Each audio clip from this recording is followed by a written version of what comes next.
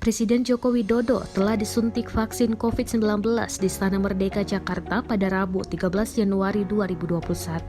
Presiden menjadi orang pertama yang menerima vaksinasi massal secara gratis.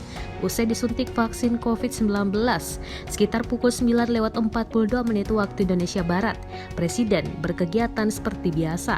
Salah satunya berbincang dengan Menteri Sekretaris Negara Pratikno. Sebelumnya, usai disuntik, Presiden mengikuti proses observasi terlebih dahulu untuk mengantisipasi kemungkinan adanya KIPI. Proses observasi tersebut dilakukan di ruang oval Istana Merdeka selama sekitar 30 menit.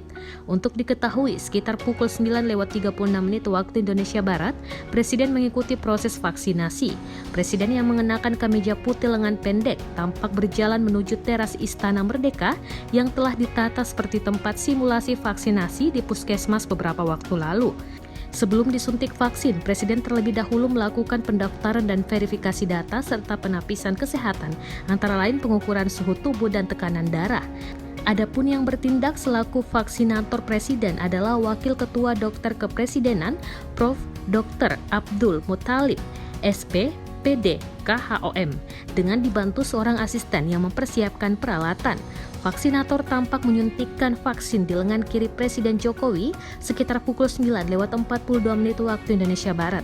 Proses penyuntikan pun berlangsung singkat di lengan kiri atas Presiden yang akan menjadi titik penyuntikan diolesi alkohol terlebih dahulu.